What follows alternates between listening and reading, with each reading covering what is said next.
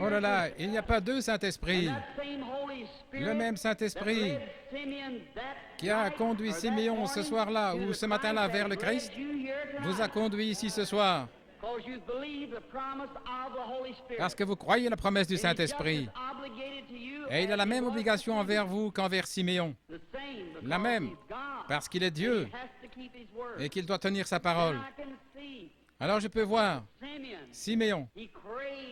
Il désirait ardemment voir le Christ. Il croyait ce que la parole de Dieu lui disait, peu importe ce que disaient les critiques, il croyait la parole de Dieu. Il y avait un désir profond dans son cœur de voir le Christ et il croyait qu'il le verrait. Comme David disait, quand la profondeur appelle la profondeur. Beaucoup parmi vous croient en la guérison divine. Y croyez-vous? Vous croyez dans la guérison divine? La raison même qui vous fait croire à la guérison divine prouve qu'il y a une guérison divine. Quand nous sommes arrivés en Amérique, nous avons découvert l'Indien d'Amérique. Il adorait quelque chose, le soleil, la lune et la nature, parce qu'en lui-même, il est un être humain. Et il sait qu'il y a un créateur, donc il y a quelque chose dans son cœur qui fait appel à l'adoration. C'est ainsi avec chaque mortel. Vous pouvez adorer votre auto, votre travail, votre maison ou autre chose. Vous allez adorer quelque chose. Ainsi, s'il y a une idole, enlevez-la et laissez Jésus-Christ avoir la première place. Laissez-le être le premier. Alors, à la fin, la profondeur, comme David disait, quand la profondeur appelle la profondeur, au bruit de tes cataractes.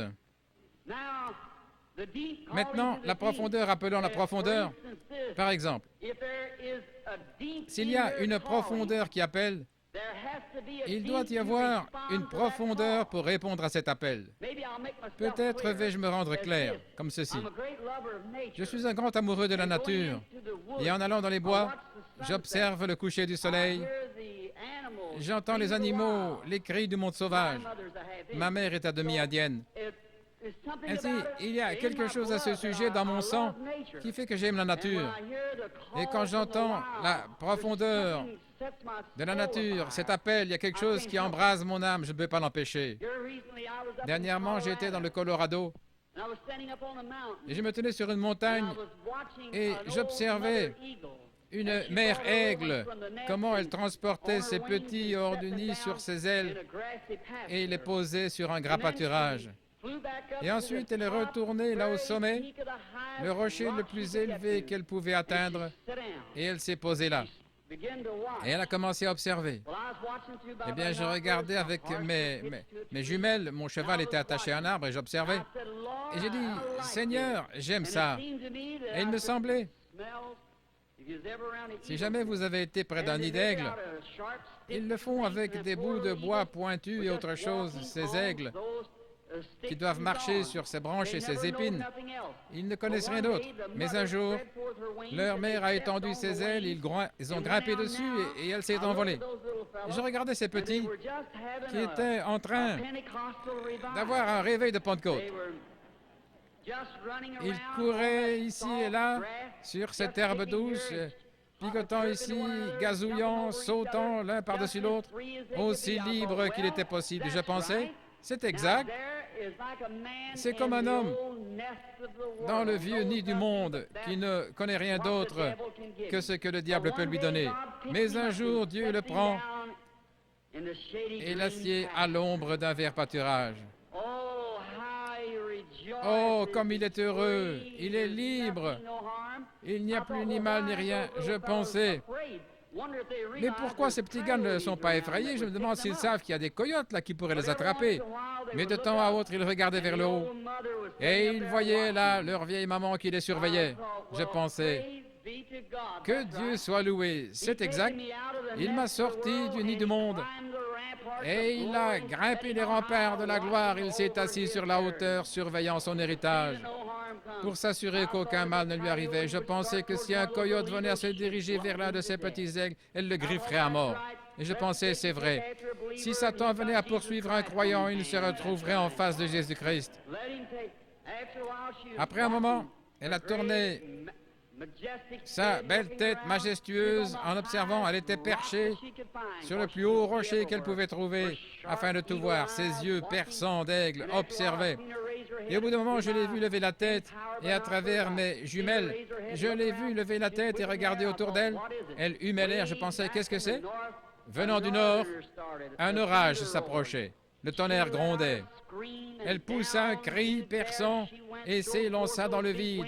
Elle étendit ses grandes ailes et se posa sur la verte prairie. Alors, chacun des petits aigles sautait rapidement sur son dos. Peut-être avait-il été instruit avant de quitter le nid. Ils plantèrent leurs petites pattes dans ses plumes et enfouirent leur bec accroché autour d'une plume. Et elle s'envola avec cette bande de petits aigles sur les ailes, et elle vola droit dans ce vent qui soufflait à 80 km/h pour aller se poser dans la fente du rocher. Je pleurais comme un bébé. Je pensais, un jour glorieux, lorsque ce réveil sera terminé, il viendra de la gloire, il étendra ses grandes ailes puissantes, et les petits aigles s'accrocheront avec leur bec dans ses plumes, et ils s'envoleront dans la gloire avec lui.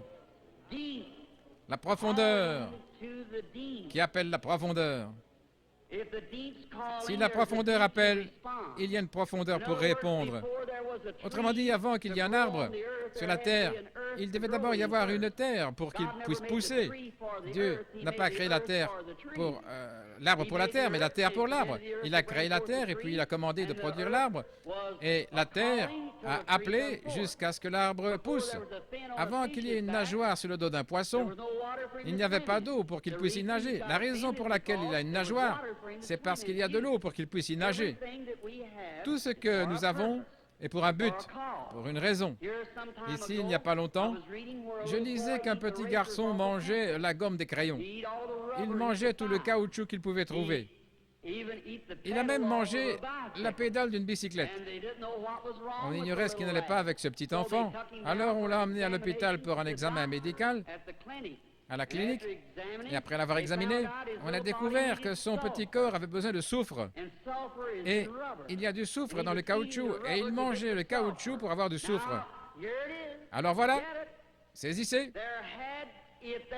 S'il y avait quelque chose en lui qui réclamait du soufre, il devait y avoir du soufre quelque part pour répondre avant qu'il puisse le réclamer. Voyez-vous ce que je veux dire?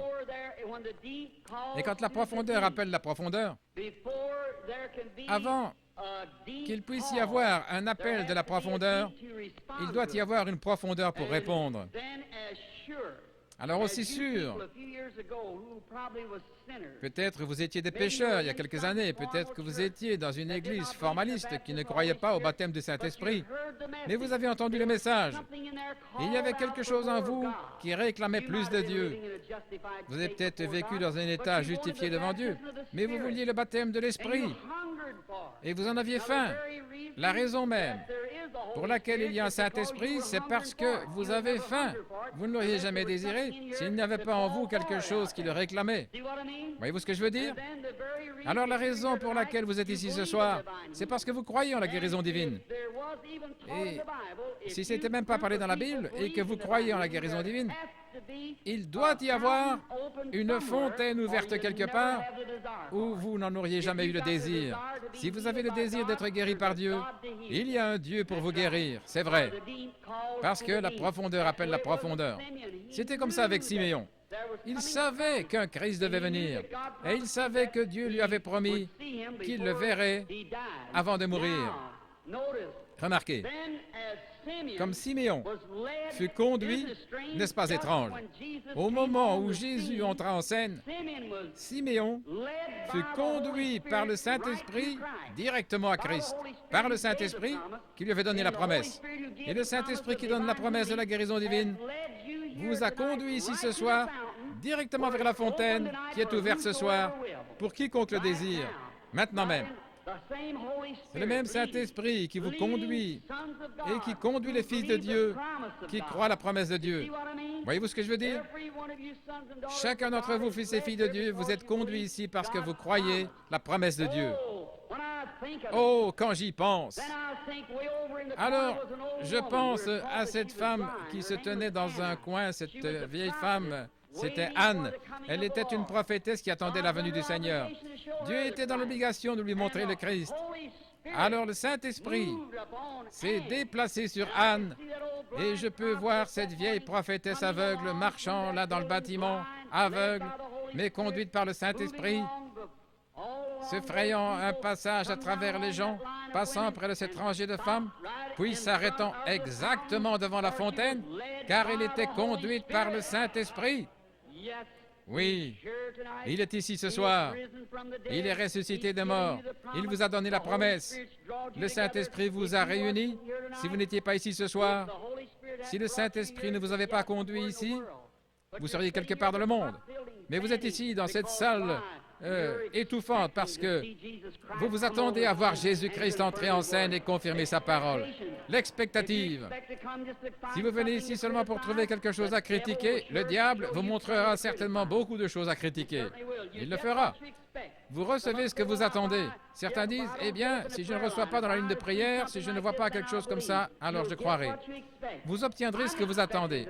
Je m'attends ce soir à voir le Saint-Esprit venir et se manifester lui-même en puissance, déversant sa gloire dans le bâtiment, beaucoup recevant le baptême du Saint-Esprit, les pécheurs pleurant, pensant au calvaire, les malades guéris, toutes sortes de signes et de miracles, parce que Jésus-Christ l'a promis. Et je crois sa promesse. Prions. Père céleste, comme ta parole est la vérité, confirme ta parole avec des signes et des miracles de Jésus ressuscité. Nous savons que lorsqu'il était sur la terre, il ne prétendait pas être une personne importante. Il affirmait simplement que tu lui montrais par des visions ce qu'il devait faire. Il connaissait les pensées des gens et leur situation. Il savait qu'une femme qui avait une perte de sang avait touché son vêtement. Elle était là, debout, et elle avait vu qu'elle ne pouvait pas se cacher parce que Jésus la regardait. Il savait. Il a dit, « Ta foi t'a sauvé. » Père, nous savons qu'il est ici ce soir parce qu'il l'a promis. Et notre confiance est ancrée en lui. Dans sa parole, nous sommes sûrs de l'avoir vu dans la manifestation de sa glorieuse résurrection ici sur la terre, agissant parmi son peuple dans son Église. Et Seigneur, laisse-nous être aujourd'hui ceux qui transmettent la lumière de cet âge. Lorsque le grand drame sera placé à la fin de la route, que chacun d'entre nous viendra devant toi, que le grand écran sera déroulé et que nos vies dans cette génération seront rappelées devant toi. Ô Dieu, laisse-moi entendre ma voix criant contre l'iniquité et demandant aux gens de croire en Jésus ton Fils. Bénis les gens ici ce soir qui doivent supporter cette chaleur. Et je prie que tu leur donnes une bénédiction spéciale, que les puissances apaisantes du Saint-Esprit détachent leurs pensées de cette chose, Seigneur. Et Seigneur, sanctifie maintenant ton serviteur pour cette réunion. Je suis debout ici, réalisant que les yeux regarderont dans cette direction. Et je prie, Père, dans l'humilité, que tu fasses connaître ta grande et glorieuse puissance à chacun. Et si ton indigne serviteur a trouvé grâce à tes yeux ce soir, puisses-tu prendre cette indigne personne, ôte-le-moi et entre, Seigneur Jésus, et parle à ton peuple. Et quand la vie sera arrêtée sur la terre, et que la dernière prière aura été prononcée, les batailles toutes terminées, les fumées dissipées, les armes déposées, les Bibles fermées, nous monterons dans ta maison. À l'aube d'un grand matin éternel, lumineux et beau, quand les élus seront rassemblés dans leur maison au-delà des cieux, comme dit le poète, Seigneur, lorsque nous verrons cette grande table dressée là pour le souper, longue de milliers de kilomètres, nous regardant l'un l'autre par-dessus la table, anciens combattants couverts de cicatrices, Des larmes de joie coulant sur nos joues, le roi se présentant dans sa beauté et sa sainteté, marchant le long de la table et essuyant de ses mains les larmes de nos yeux en disant « Ne pleurez plus, c'est terminé. Entrez dans la joie du Seigneur. » Les peines de la route ne sembleront plus rien alors, quand nous arriverons au bout du chemin. Aide-nous ce soir, Seigneur, à oublier ces choses qui sont du passé. Courons vers le but de la vocation céleste. Que ton esprit vienne et manifeste ton Fils Jésus-Christ à ces gens, parce que moi je ne suis qu'un mortel qui essaie de leur dire que tu es le même hier, aujourd'hui et pour toujours, car nous le demandons au nom de Jésus, ton enfant bien-aimé. Amen.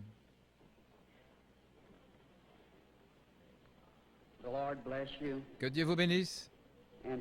Et ce soir, juste avant le service de guérison, excusez-moi d'être un bébé, mais il y a quelque chose qui fait battre mon cœur quand je parle de lui. Je me souviens quand au commencement, mes prédicateurs m'ont dit, voyant que j'avais des visions depuis mon enfance, ils ont dit, Billy, ne te laisse pas entraîner par cela, c'est du diable. Étant enseigné par des hommes d'église, j'ai cru en partie que ces visions pouvaient être fausses. Mais quand il est venu vers moi cette nuit-là, il m'a dit qui il était. Oh là là.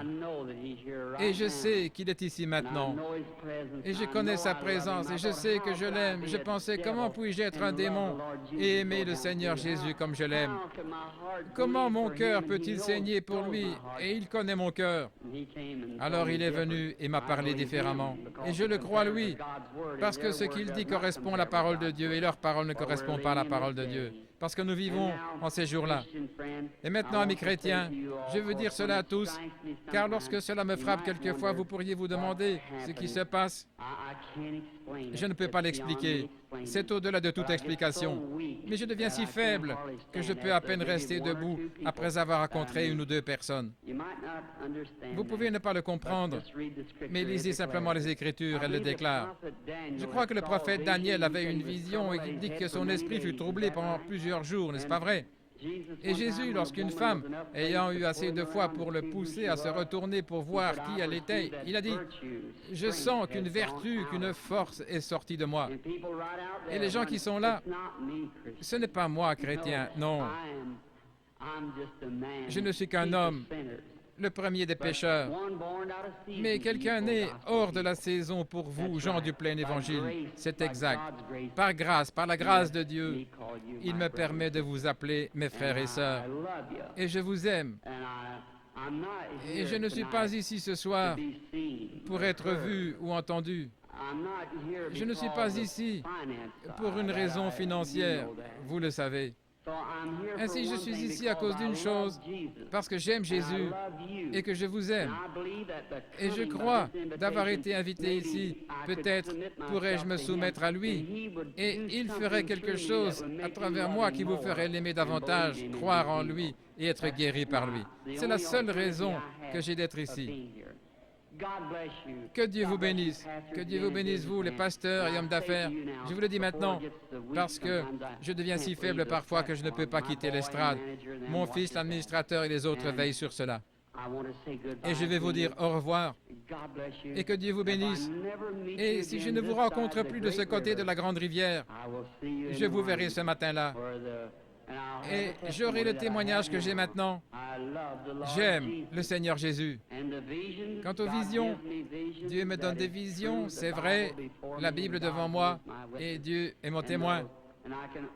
Et j'affirme que ce que je peux dire seulement, ce qu'il me permet de dire par sa grâce, aussi priez pour moi. Et encore une chose que j'aimerais vous demander. Je vais en Afrique, en Inde, en Palestine, en Allemagne.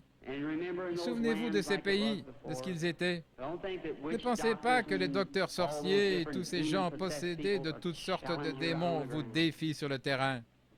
Et vous avez avantage à savoir de quoi vous parlez. C'est juste. Et quand les vents souffleront chauds et violents, et qu'il y aura de la persécution, alors je me souviendrai qu'à Washington, D.C., quelqu'un prie pour moi. Me le promettez-vous? Si vous le voulez, levez la main. Merci. Que Dieu vous bénisse. Merci beaucoup. Maintenant, je crois qu'hier soir, ils ont donné 100 cartes de prière hier soir. Et je crois que ce numéro était, ou que cette lettre était Y. Et je crois que j'ai appelé les 15 premiers hier soir. Je pense que c'est juste, n'est-ce pas les frères? Les 15 premières cartes ont été distribuées. Maintenant, nous voulons en appeler d'autres.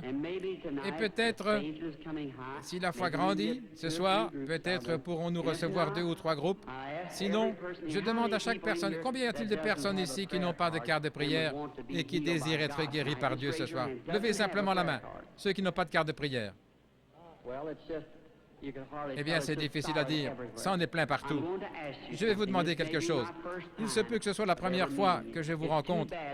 C'est bien dommage que nous ne puissions pas rester un peu plus longtemps pour ces réunions, afin que vous puissiez savoir comment accepter la guérison divine. Bien des fois, quand les gens sont guéris, une grosseur est un démon. Chaque maladie vient du diable. Dieu ne met pas la maladie sur ses enfants. C'est le diable qui fait ça. Et si Satan chasse Satan, vous dites, le diable guérit aussi. Mais Jésus a dit qu'il ne le peut pas. Il a dit, si Satan chasse Satan, son royaume est divisé. Ainsi, il ne peut pas le faire. Seul Dieu peut guérir. La médecine, les médecins ne prétendent pas guérir. Les frères Maillot font partie des plus hautes personnalités. Ils ont dit, nous ne prétendons pas guérir, nous prétendons seulement assister la nature. Il n'y a qu'un seul guérisseur et c'est Dieu. Ils peuvent suturer une plaie, mais ils ne peuvent pas guérir. Ils ne peuvent que suturer. Un dentiste peut arracher une dent, mais qui va guérir l'endroit? Ou encore, le médecin peut enlever l'appendice, mais qui va guérir l'endroit qu'il a coupé? C'est Dieu. La médecine ne peut pas fabriquer de tissus. La médecine n'est qu'une aide. Dieu est le guérisseur. Le médecin peut remettre votre bras en place, mais lorsqu'il l'a fait, vous n'en sortez pas guéri. Le médecin fait sa part, ce qu'on lui a enseigné et ce qu'il sait. Il remettra votre bras en place, mais il laisse Dieu le guérir. C'est vrai. Toute guérison vient de Dieu. Ainsi, maintenant, croyez en lui. Et quelquefois, la vie sort de ses grosseurs, c'est le démon. Alors, ces grosseurs meurent. Si la vie sort de vous, bien sûr, vous allez mourir. La vie s'en va de vous, mais le corps est toujours là. Il se contracte. S'il y a un entrepreneur de pompe funèbre ici, il sait que le corps humain ou n'importe quelle chair, lorsque la vie est partie, ça se contracte. Observez un animal. Quand il se fait tuer sur la route, ou l'un de vous, chasseurs, si vous tuez un animal, ou un boucher, un bœuf, vous le mettiez sur la balance, et puis le lendemain, vous le pesez de nouveau, et vous voyez combien de kilos il pèse en moins. Laissez-le 2 ou 3 jours et voyez combien de kilos il pèse en plus. Pour ce qui est d'une grosseur, quand elle meurt, le démon sort d'elle comme pour une tumeur, un cancer, une cataracte, et ainsi de suite. Quand le démon en sort, ce qui est une vie, chaque personne ici provient d'un petit germe. Et les cellules commencent à se développer, et ces cellules-là vont dans celle-là selon la nature de la vie qui était en elle et qui fait l'homme. La cellule qui est dans le chien fait le chien, pour l'oiseau c'est l'oiseau. Chacune selon sa nature, chaque fois. Mais maintenant, un démon, ce qui est une grosseur, et il n'est pas obligé de devenir une grosseur. Il commence à développer des cellules, par exemple le cancer. Il commence à développer des cellules et il devient de plus en plus gros. Maintenant, il a une vie. Et cela est en train de vivre tout comme vous qui avez vécu et vous êtes développé dans le ventre de votre mère. La même chose, vous vous êtes développé. Mais quand cette vie-là est dans votre vie, c'est une vie différente. Vous avez reçu la vie pour vivre, mais cela, c'est une vie de mort. Ou plutôt, un esprit de mort, pardonnez-moi. Et c'est la mort. Maintenant, ça ne vous appartient pas, elle ne se trouvait pas là avant, mais c'est là maintenant. Alors, qui donc a mis ça là-dedans? Ça ne peut provenir que d'une chose, c'est du diable. Et c'est un germe. Les cancers, tumeurs, toutes ces choses proviennent d'un germe. Et vous aussi, vous provenez d'un germe. Voyez? Quand cela meurt, Par exemple, prenons une cataracte. La personne qui a la cataracte, quand cet esprit s'en va, les personnes disent « Oh, je peux voir, je peux voir ». Et le jour suivant, elles peuvent voir beaucoup mieux. Puis ensuite, environ 72 heures, la corruption s'installe, comme à la résurrection de Jésus. Maintenant, ces cellules-là ne sont pas corrompues. Il ressuscita, bien sûr, avant 3 jours et 3 nuits. Vous voyez, il est mort le vendredi après-midi, il est ressuscité le dimanche matin. Parce que David a dit « Je ne laisserai pas son âme au séjour des morts, ni permettrai à mon bien-aimé de voir la corruption. » Et alors le patient, quand ça commence à enfler et que cette tumeur devient plus grosse, bien sûr, votre cœur doit purifier cela par la circulation sanguine. Une dame est venue vers moi hier soir, une femme d'apparence très pieuse avec un gros cancer. Elle a dit qu'elle était venue dans la ligne et que ses cheveux recouvraient tout. Et j'étais debout et je l'ai regardée et j'ai dit, sous l'esprit, qu'elle avait un cancer dans la tête. Et je lui ai dit qu'il allait partir. Et il est parti. Et elle l'a pris ici ce soir, je crois, dans un bocal d'alcool. Nous avons des milliers de cas semblables. Est-ce que cette dame est ici dans la salle? Voudriez-vous vous lever si cette dame se trouve quelque part là, avec ce cancer dans de l'alcool? Agitez votre main ou quelque chose pour qu'on vous voie. Oui, voilà la dame là, avec ce cancer. Je l'ai vu se tenir sur l'estrade. C'est juste devenu blanc et c'est tombé juste là sur l'estrade. Oui, eh bien ça c'est un miracle. Habituellement, lorsque la grosseur est morte, la vie sort d'elle, mais la grosseur ne peut pas se détacher, elle est à l'intérieur. Et dans ce cas, bien sûr, elle va rester là pendant quelques jours et commencer à enfler, comme ici sur la chair, les cellules commencent à se développer. Puis vous devenez vraiment malade avec de la fièvre, bien sûr, c'est une infection. Et le cœur pompe le sang et purifie le corps. Et il y a un gros morceau de chair qui est détaché de votre corps.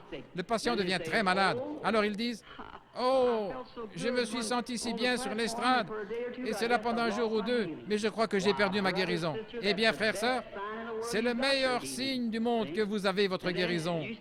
Et alors vous commencez à devenir incrédule, et aussi sûr que votre foi lui a ôté la vie, votre incrédulité la ramènera de nouveau. Vous voyez? Oui, elle la ressuscitera. Souvenez-vous que Jésus a dit, lorsque le mauvais esprit a quitté un homme, il marche dans les endroits déserts, et ensuite il revient avec 7 autres esprits. Est-ce vrai? Alors, laissez l'homme bon de la maison, la foi, se tenir là, sans tenir compte de ce que vous éprouvez. Ce n'est pas ce que vous sentez, mais ce que vous croyez. Jésus a dit, il n'a jamais dit est-ce que tu as senti, mais plutôt, est-ce que tu as cru? Que Dieu vous bénisse.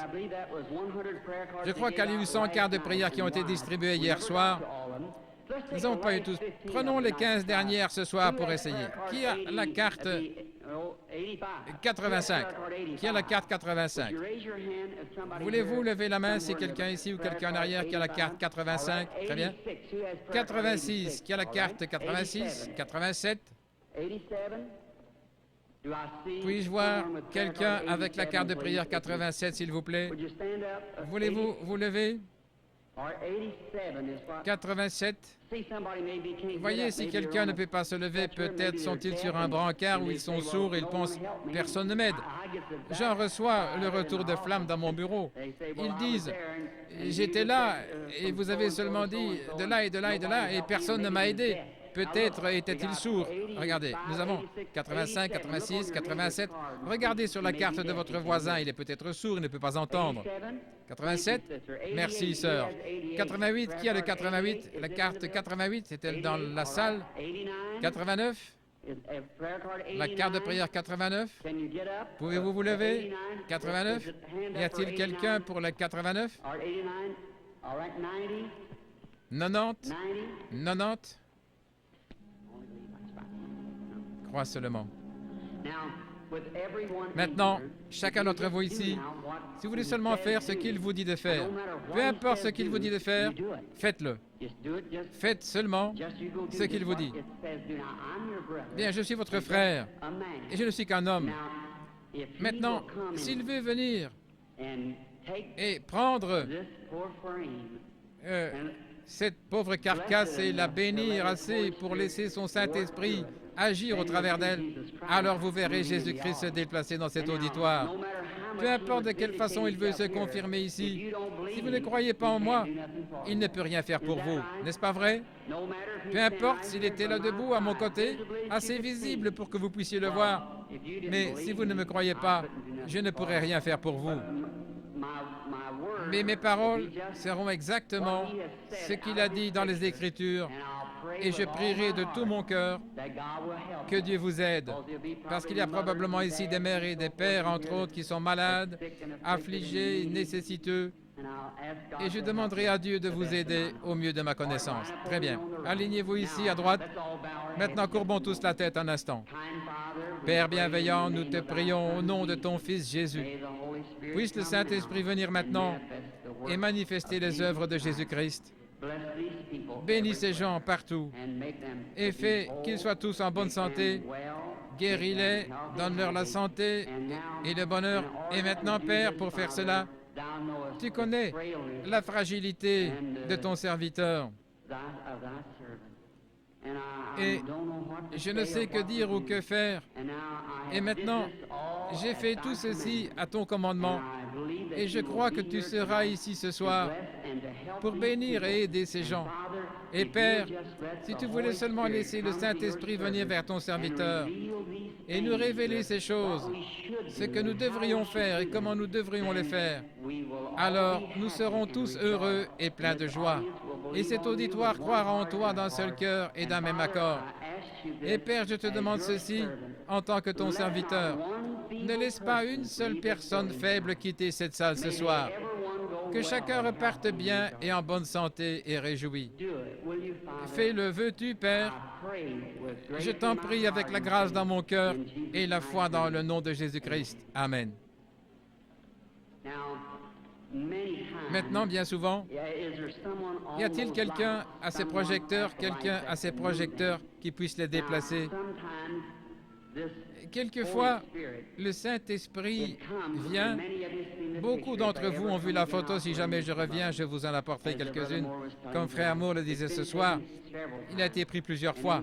Et dans les livres, je pense que vous tous les avez. J'en avais seulement 2 caisses. J'espère que vous les appréciez vraiment. Si vous regardez à l'intérieur, vous verrez une autre photo montrant où elle s'est arrêtée. Le photographe d'un quotidien a pris celle-là à Camden, dans l'Arkansas, mais elle ne fut pas authentifiée comme celle de l'American Association. Il l'a prise et ensuite elle devient authentique. Et ainsi, et plusieurs milliers de gens. Je me trouvais dans la rivière ici il y a quelque temps, baptisant 500 personnes après un réveil. Quand elle est descendue à l'endroit précis où je me tenais, des gens se sont évanouis et partout, c'était comme un grondement et du feu qui crépitait. Je prie que Dieu se rende visible encore une fois ce soir de la même manière, ici dans la capitale, si je peux trouver la faveur de Dieu. Maintenant, vous réalisez que cela peut apparaître à certains yeux et pas à d'autres. Nous ne voulons pas penser cela, mais c'est bien le cas. Jean était l'un de ceux qui relatent avoir vu l'Esprit de Dieu au-dessus de Jésus, n'est-ce pas vrai? Il n'a jamais dit ceux qui écoutaient, et les mages ont suivi l'étoile, voyez-vous, elle est passée au-dessus des observatoires de toute la contrée venant des confins de l'Orient pendant des semaines et des mois. Et il pouvait établir le temps par les étoiles, il les surveillait toute la nuit, il suivait le temps, mais personne ne l'a jamais vu. Toutefois, les mages l'ont vu parce qu'ils l'attendaient. Si vous recherchez Christ ce soir, vous le verrez. Que le Seigneur Jésus vous bénisse. Très bien. Billy Paul, Frère Moore, est-ce que tout est prêt? Sont-ils tous en ligne, Billy? Tous les 15? Tous les 15 sont en ligne? Maintenant pour les autres, ceux qui n'ont pas de carte de prière et qui savent que vous ne serez pas dans la ligne, j'aimerais que vous regardiez par ici et que vous croyiez simplement. Croyez avec le même genre de foi que cette femme qui a touché son vêtement. Il s'est retourné et lui a dit, « Ta foi t'a sauvé. » Croyez-vous qu'il est le même ce soir? Croyez-vous que dans cette foule hurlante, ce pauvre petit homme aveugle, assis près des murs de Jéricho, probablement 2 fois la distance de ce bâtiment, en train de crier et d'implorer, « Aie pitié de moi !» Jésus n'avait probablement pas entendu son appel, mais il a senti sa foi et s'est déplacé. Devant toute cette bande de critiques, il s'est tourné, il a dit, « Ta foi t'a sauvé. » Il s'est retourné vers l'assistance et il a dit, « Pourquoi raisonnez-vous dans votre cœur ?» Il a dit à la femme au puits, « Va chercher ton mari. » Et il a dit, « Je ne peux rien faire à moins que le Père me le montre. »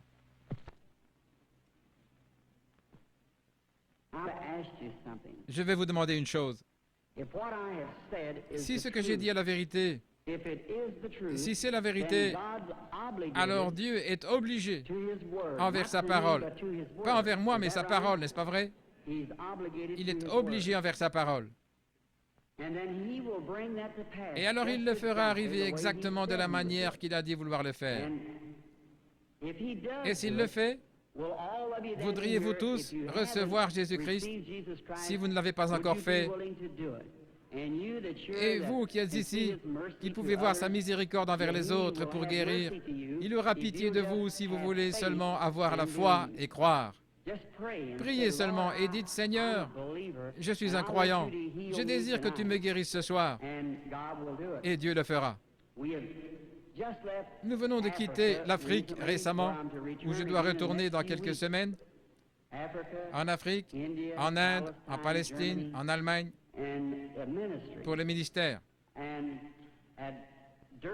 Et à Durban, en Afrique du Sud, après que 3 ou 4 personnes soient passées par la ligne de prière et qu'ils ont vu la puissance du Saint-Esprit toucher les gens, voyant ce que Dieu faisait, 30 000 ont accepté Jésus comme sauveur personnel après un seul appel à l'autel. 30 000 d'une fois. Ainsi, je vais prendre la parole de Dieu pour règle et nous irons dans le monde entier prêcher l'Évangile. L'Évangile ne vient pas seulement par des paroles, mais par la puissance et la démonstration du Saint-Esprit. Ainsi, l'Évangile, c'est démontrer la puissance du Saint-Esprit. Dans des pays où je suis allé, ils disent, nous ne voulons pas de missionnaires. Nous en savons plus que vous à ce sujet. Mais la chose que nous voulons voir, c'est quelqu'un qui a assez de foi pour rendre manifeste la parole de Dieu. C'est ce qu'ils veulent voir. Et c'est comme cela qu'ils se convertissent. C'est comme cela qu'ils trouvent Christ. C'est parce qu'ils croient de cette manière-là. Et je fais confiance à Dieu de tout mon cœur qu'il y en aura beaucoup, beaucoup ici ce soir qui trouveront Christ le même pour leur cœur. Que le Seigneur Jésus de Nazareth bénisse chacun de vous, c'est ma prière. OK? Ce n'est jamais l'homme qui cherche Dieu, mais c'est Dieu qui cherche l'homme. Jamais aucun homme n'a cherché Dieu dans le monde entier. C'est Dieu qui cherche l'homme. Quand au début l'homme a chuté dans le jardin d'Éden, cela a montré les tendances de l'homme.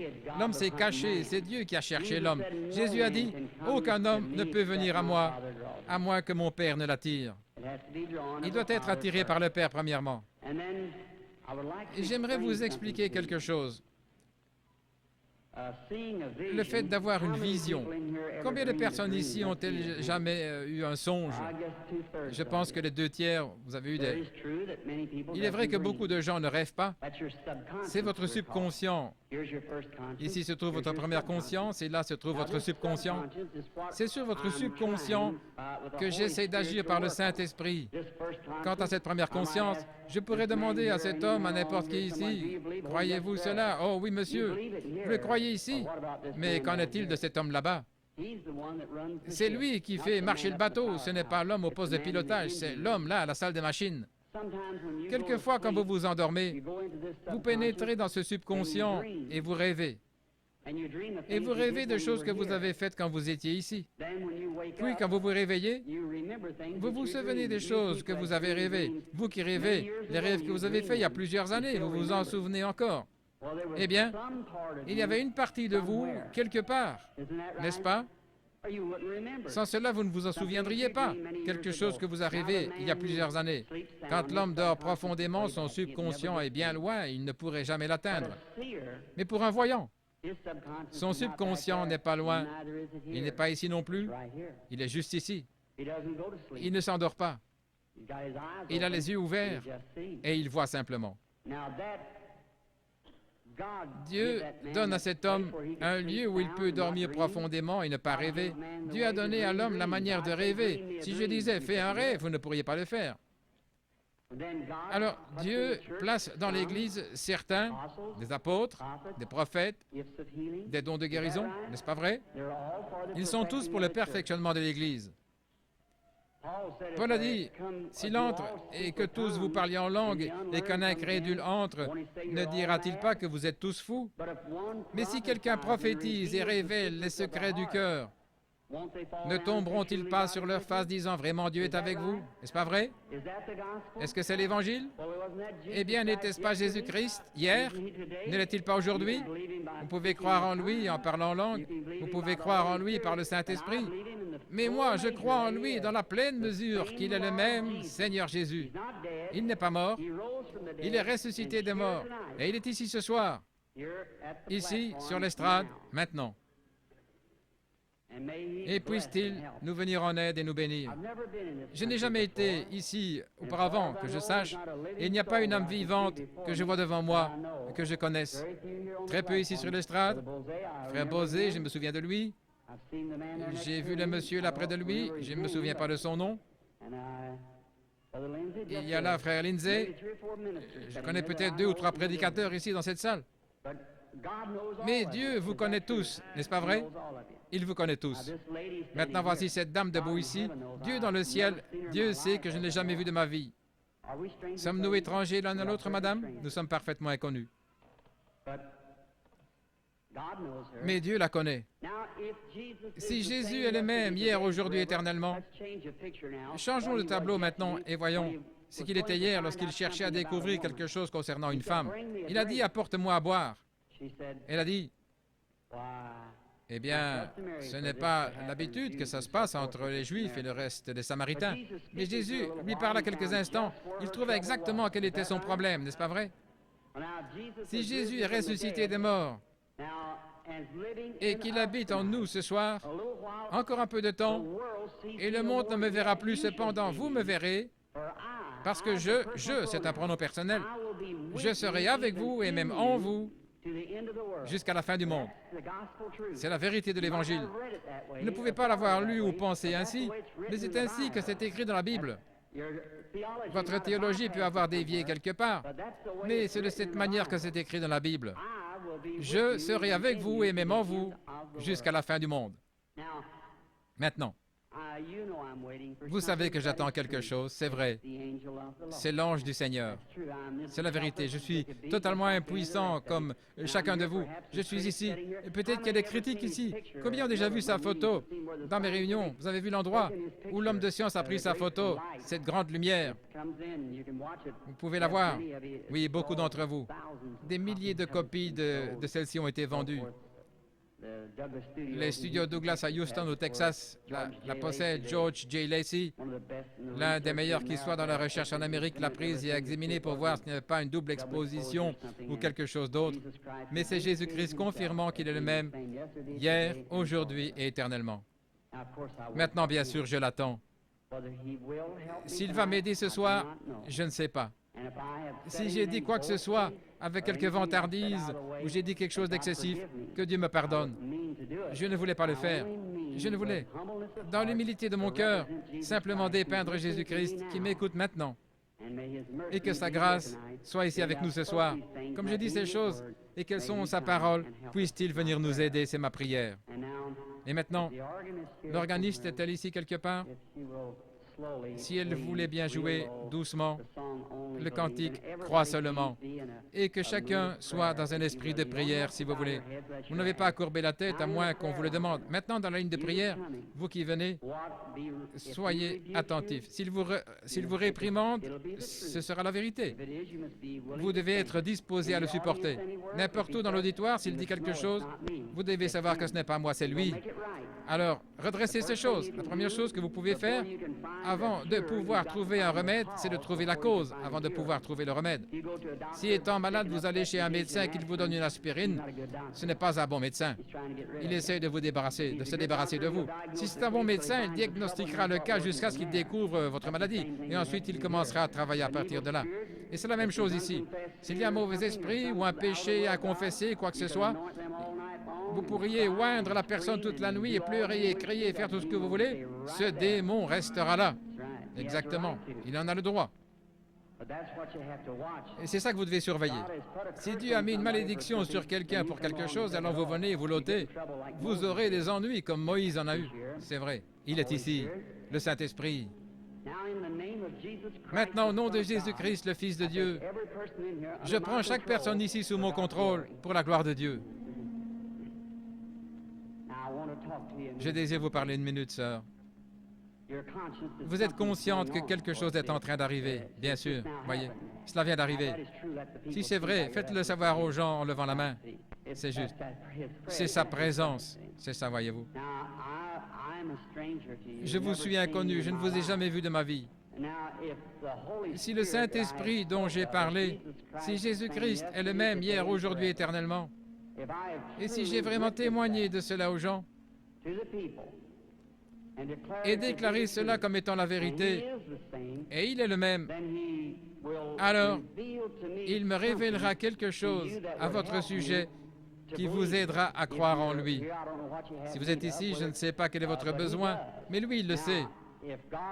Si Dieu le permet, voudriez-vous accepter votre guérison ou ce que vous voudrez, que ce soit de l'argent ou la chose que vous êtes venu demander, ou alors pour des troubles familiaux, quoi que ce soit? Il le sait. Il peut me le faire savoir, n'est-ce pas? Et cela le rendrait pareil à ce qu'il était lorsqu'il parlait à la femme au puits. Je vous parle seulement comme il l'a fait pour contacter votre esprit. Et je vous vois en train de vous éloigner de moi.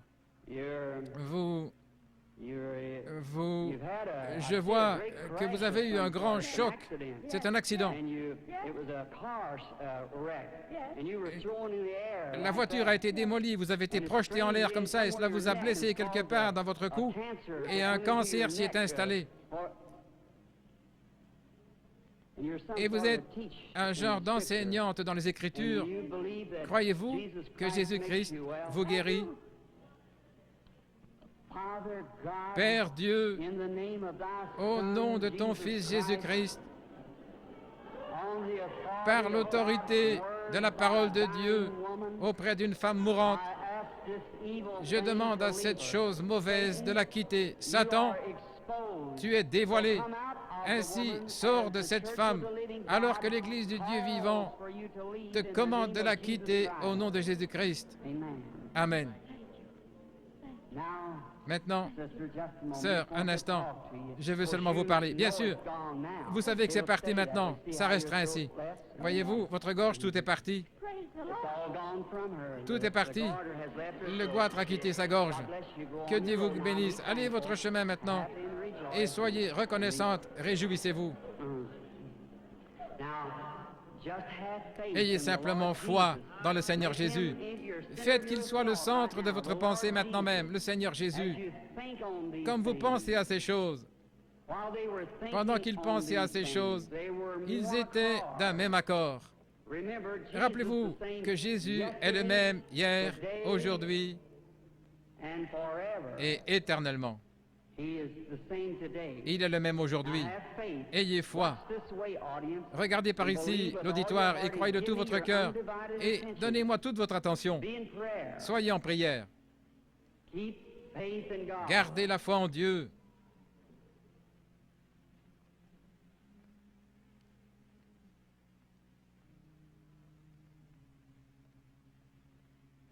Maintenant, je crois que c'est la dame. Est-ce que c'est la patiente? Approchez-vous, sœur. Bien sûr, cela ne vous fera pas de mal. C'est seulement sa présence dont vous êtes consciente. Et, frères et sœurs, je suis votre frère. Ceci n'est pas de la psychologie. J'ai senti cela venir de l'auditoire. Ce n'est pas le cas. C'est le Dieu Tout-Puissant. Voyez? Ce n'est pas de la psychologie, non. Maintenant, ne faites pas ça. Pensez seulement que c'est le Seigneur Jésus. Voyez-vous, d'un même accord. Maintenant, sœur, je désire seulement vous parler un petit instant. Nous sommes étrangers, je suppose. Mais Jésus-Christ nous connaît tous les deux. Et c'est la première fois que nous nous rencontrons sur terre. Mais lui vous connaît. Il vous a nourri toute votre vie. Et il me connaît. Et si moi, votre frère, par sa grâce, par un don divin, et je n'ai rien eu à faire pour l'obtenir, dès ma plus tendre enfance, la première chose dont je peux me souvenir, c'est une vision. Maintenant, je désire que vous regardiez par ici juste un moment. Bien sûr, vous êtes malade et vous souffrez. Il y a un esprit de ténèbres autour de vous, c'est la mort. Et c'est sous la forme d'un cancer. Et ce cancer est localisé dans le sein. Et vous avez été examiné par quelqu'un de fort et vous avez une hernie. Et cette hernie se trouve dans les intestins. Et vous avez aussi un problème à l'estomac. Et vous souffrez sérieusement du cœur, ce qui vous cause des évanouissements. Il y a quelques jours, vous étiez assise de côté sur le bord de votre lit et vous vous êtes presque évanouie en regardant par la fenêtre.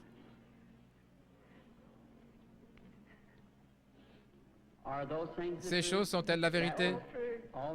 Entièrement vraies. Eh bien, quoi que ce soit, cela vous a quitté. Qui connaissait votre vie?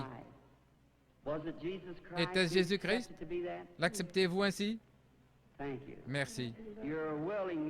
Vous êtes bien disposé. Vous savez que quelque chose de surnaturel est ici. Et si seulement vous croyez que c'est le Seigneur Jésus, comme je vous l'ai prêché, selon la parole, et vous croyez que c'est le Seigneur Jésus, je sais qu'il y a encore un esprit de ténèbres au-dessus de vous maintenant. C'est quelque chose de très sérieux. Je vois votre nom est Eva et votre nom de famille est York et vous habitez dans cette ville et le numéro de votre maison est le 613 de la 6e rue. Allez chez vous pour être guéri. Que Dieu vous bénisse. Allez, réjouissez-vous et soyez heureuses. Ayez seulement foi.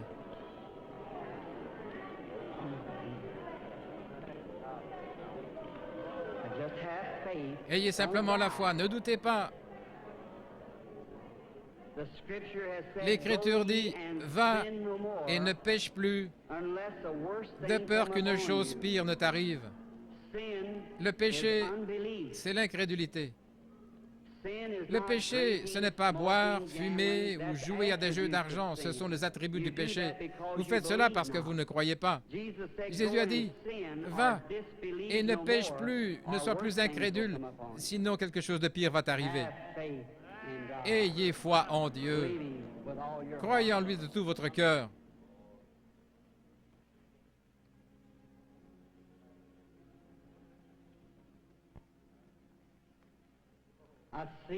Je vois la lumière suivre cette femme maintenant. C'est elle qui vient de partir. Elle est suspendue au-dessus d'une personne de couleur. Oui, la dame là, avec cette vésicule biliaire et une hernie. Croyez-vous que le Seigneur Jésus peut vous guérir, madame? Vous qui êtes assise là, si vous croyez de tout votre cœur, vous pouvez vous lever, proclamer votre guérison et être guéri au nom du Seigneur Jésus.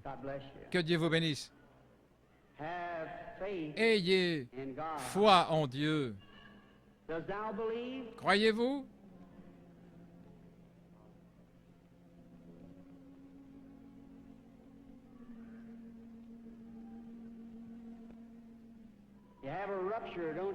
Vous avez une hernie, vous, monsieur, assis là, n'est-ce pas vrai? Vous étiez en train de prier. Seigneur, fais que cet homme me parle juste, si c'est juste lever la main. Tenez-vous debout. Votre foi vous a guéri, frère. Rentrez chez vous. Jésus-Christ vous guérit. C'est le même Seigneur Jésus. Vous n'avez pas besoin d'être ici en haut. Vous avez besoin d'avoir la foi. Croyez seulement Dieu de tout votre cœur et vous aurez ce que vous demandez. Jésus-Christ vous l'accordera si seulement vous croyez. Mais vous devez avoir la foi. Vous devez le croire de tout votre cœur. Et Dieu fera en sorte que cela s'accomplisse. Le patient, excusez-moi, monsieur. Croyez-vous de tout votre cœur? Vous croyez? Vous êtes seulement un peu excité par la présence de cet être qui se tient ici maintenant. Et je crois que vous êtes de l'extérieur. Vous venez d'une capitale, de Richmond, en Virginie. Vous avez un cancer. C'est à l'intérieur de votre bouche, sur la mâchoire. Est-ce correct? Voulez-vous rentrer chez vous guéri? Acceptez Jésus comme votre guérisseur. Et au nom de Jésus-Christ, que cela quitte cet homme. Que Dieu vous bénisse, monsieur. Allez en croyant. Que dites-vous? Je sais maintenant, je vous vois comme une personne d'apparence plus jeune, beaucoup plus jeune que ce que vous êtes en ma présence. Vous souffrez d'une sorte de mal de tête et c'est arrivé il y a de nombreuses années, il y a environ 25 ans que votre mal de tête a commencé. Et cela vous a tourmenté depuis lors. Vous êtes une grande croyante. Et vous avez prié pour cette heure-ci. Vous avez prié Dieu que si vous pouviez seulement venir vers moi et que je prie, vos maux de tête cesseront. Ces choses sont-elles vraies? C'est vrai. Vous avez entendu ce qui a été dit, mais ce n'était pas moi, c'était seulement ma voix. Bien sûr, quoi que ce soit, il y a quelque chose que je me souviens avoir vu une jeune personne ou quelque chose ainsi. Est-ce la façon dont ça a été dit? C'est exactement ainsi. Croyez-vous que c'est Dieu qui l'a fait? Vous êtes sûr que Dieu est ici? Juste un moment. Je vois autre chose. Une jeune femme semble se tenir près de vous. C'est votre fille. Oui, vous étiez sur le point de partir, quelque part en voyage, vous alliez la voir, elle habite l'Indiana, Richmond en Indiana, c'est l'endroit où elle vit. Son mari est un prédicateur et elle vous a écrit une lettre ou quelque chose ainsi vous disant de ne pas venir parce que j'allais venir ici. Est-ce vrai? Vous êtes guéri. Vous pouvez aller votre chemin. Que Dieu vous bénisse, sœur.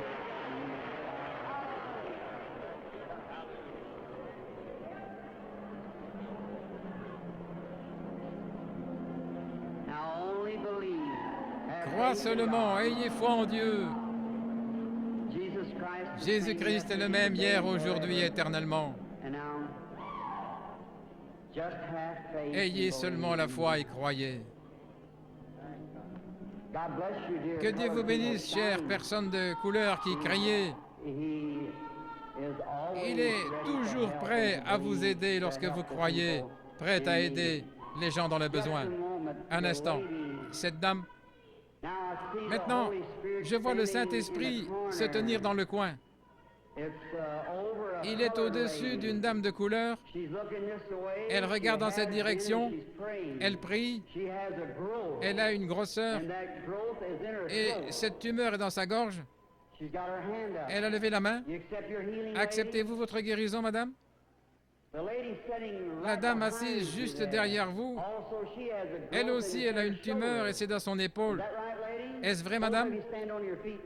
Levez-vous toutes les deux dames là avec cette tumeur, les deux dames de couleur. Jésus-Christ vous guérit toutes les deux. Vous pouvez rentrer chez vous et être guéris. Votre foi vous a guéri. Que Dieu vous bénisse.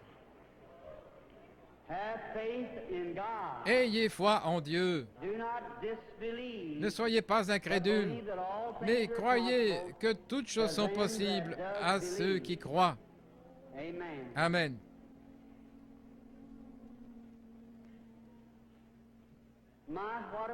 Oh, quelle banque de foi dans cette salle! Ça semble vraiment laiteux partout dans le bâtiment. Vous êtes certainement dans l'Esprit du Seigneur maintenant. Tout peut arriver.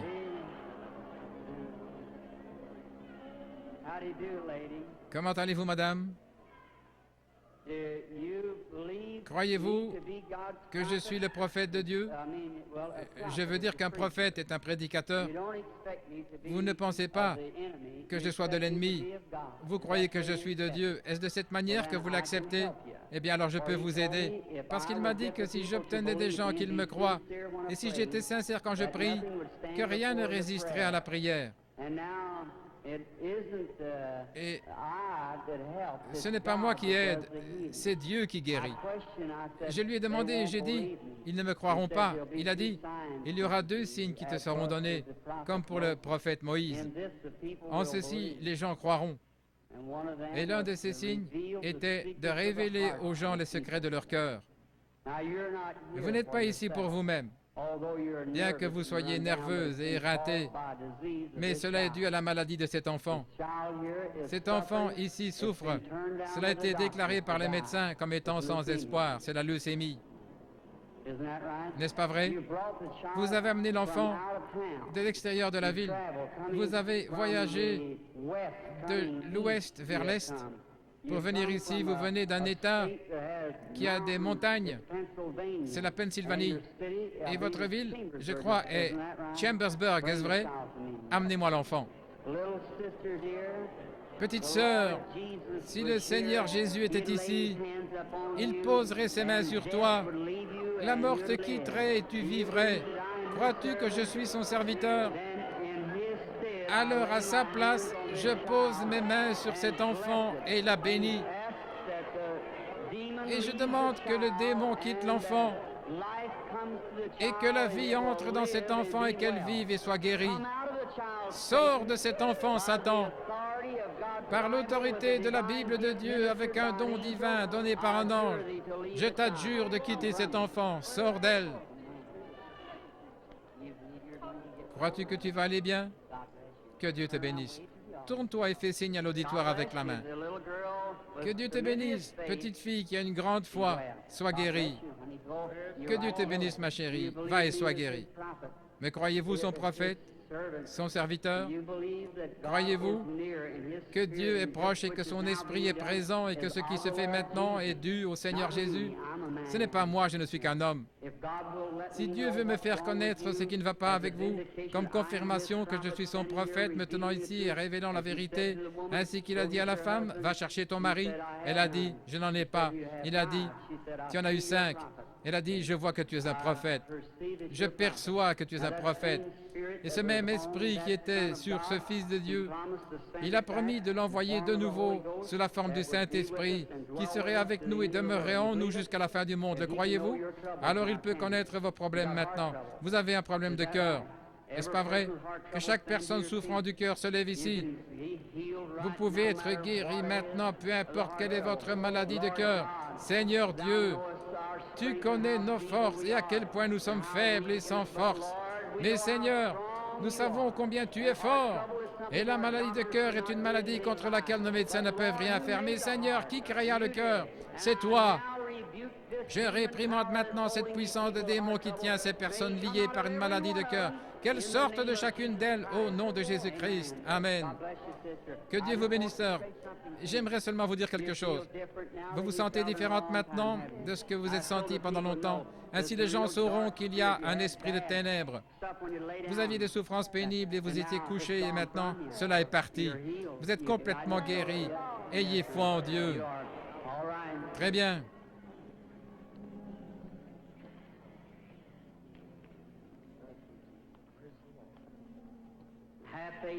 Ayez foi en Dieu, croyez. Chacun d'un même accord, ayez foi. Comment allez-vous, monsieur? Très bien, nous sommes étrangers l'un à l'autre, mais le Seigneur Jésus nous connaît tous les deux, n'est-ce pas vrai? Dieu dans les cieux qui créa les cieux et la terre, qui habite en Jésus-Christ, a promis de revenir à nouveau en nous. Et ce qu'il a fait, nous le ferons aussi. Croyez-vous que je suis son prophète? La raison pour laquelle je dis cela, c'est que l'ange du Seigneur m'a dit d'obtenir que les gens me croient. Et s'ils ne te croient pas, alors tu sauras les secrets de leur cœur, et alors ils devront te croire. Mais vous me croyez. Et en plus, la raison pour laquelle vous me croyez, c'est que vous êtes vous-même un prédicateur de l'Évangile et vous êtes ici pour une bonne raison. Vous n'êtes pas malade, vous avez un besoin et vous voulez un réveil à l'ancienne mode dans votre Église. Chacun de nous, nous voulons cela. Levons-nous tous pour un réveil à l'ancienne mode. Dieu Tout-Puissant, qui a créé les cieux et la terre, je demande maintenant que toute puissance du démon soit brisée dans cette salle, que la puissance de Jésus-Christ soit rendue manifeste. Seigneur, nous ne sommes pas vaincus. Satan, je t'adjure, au nom du Seigneur Jésus-Christ, sors de ces gens. Levez-vous de vos fauteuils roulants, vous qui êtes estropiés. Donnez-lui la louange, chacun de vous.